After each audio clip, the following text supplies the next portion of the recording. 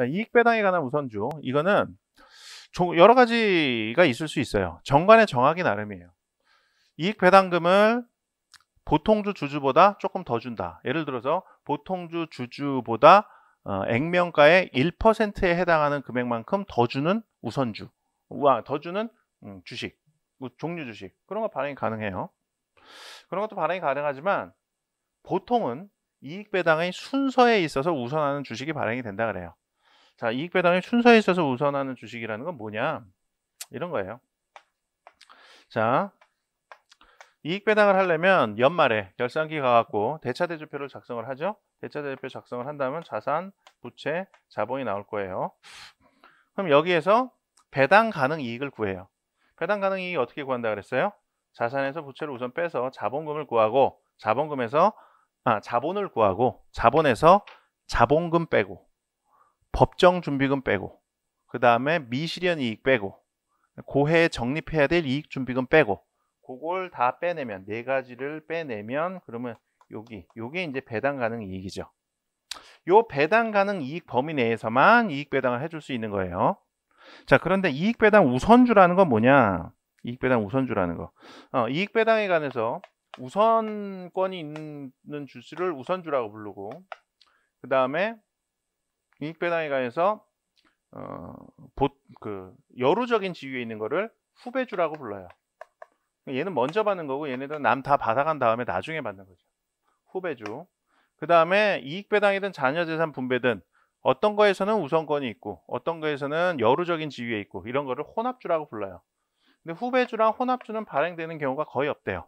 대부분 우선주만 발행이 되니까 우리는 우선주만 갖고 공부를 하면 돼요. 이 우선주라는 건 뭐냐? 방금 본 것처럼 이익 배당에 있어서 보통주보다 순서에 있어서 우선하는 주식이에요. 우선주라고 해서 항상 보통주 배당금보다 배당금 금액이 많지는 않아요. 배당을 받는 순서에 있어서 우선할 뿐이죠. 자, 그럼 순서에 있어서 우선한다는 게 무슨 의미냐? 자, 이런 거예요. 우선주의 경우에는 최저 배당률이 정해져 있어요. 최저 배당이요. 예를 들어서 액면가의 7% 뭐 이런 식으로 정해져 있어요. 그럼 배당 가능 이익이 이렇게 나오잖아요, 계산이.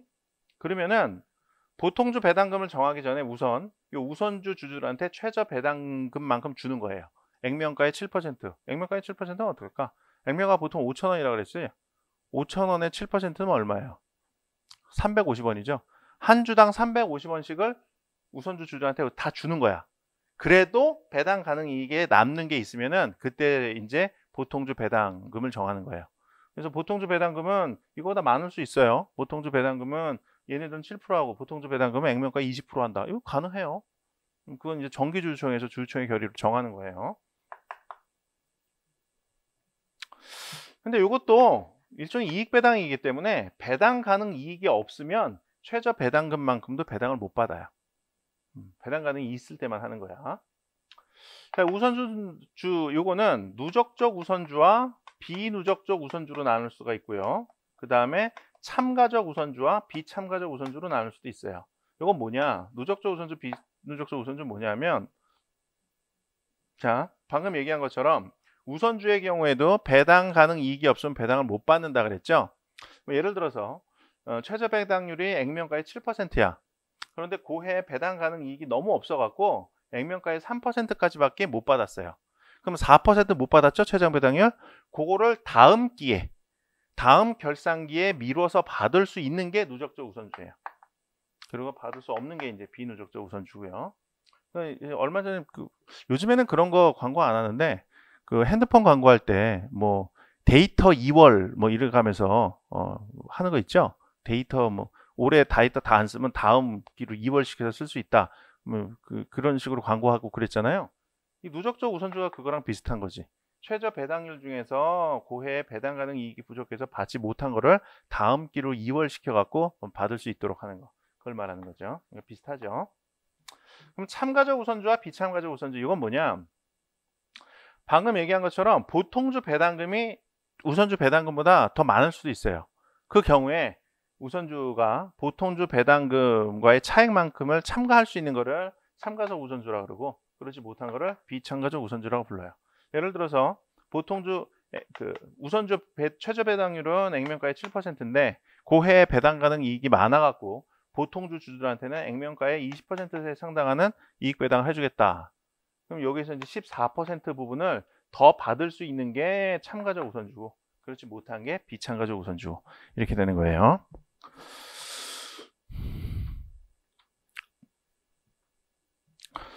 우선주의 사채화 이렇게 나오는데, 사채라는 건 채권이죠. 채권이라는 거는 돈 빌려주고 일정한 기간 지난 다음에 원금을 상환하되 일정 기간 동안 이자를 받는 거죠. 일정률의 이자. 뭐 예를 들어서 100만 원 빌려주면서 변제기를 10년 뒤로 한다. 하지만 연 이자율을 10%로 한다. 그러면 1년에 10만 원씩 이자 받으면서 받고 10년 후에 100만 원을 돌려받는 거. 그게 이제 채권이죠. 채권. 채권과 주식의 차이는 어떠냐? 가장 큰 차이는 그거죠. 주식은 우선 투자를 하면은 투자금 회수를 못해요. 투자금을 회사로부터 돌려받지 못해요. 그래서 이 투자금 회수하려면 제3자한테 주식을 파는 수밖에 없어요.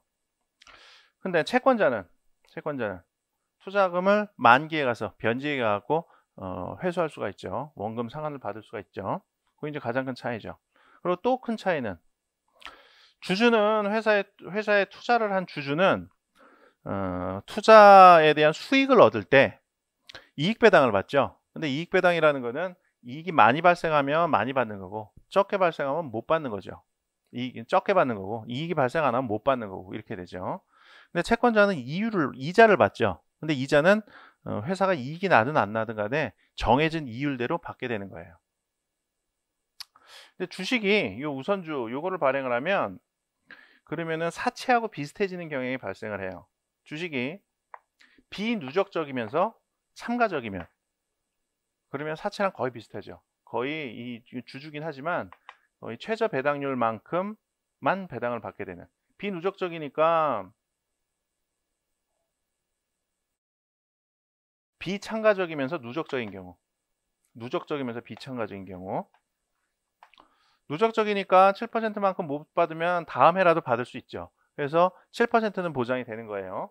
비참가적이니까 7% 이상은 받을 수가 또 없는 거지.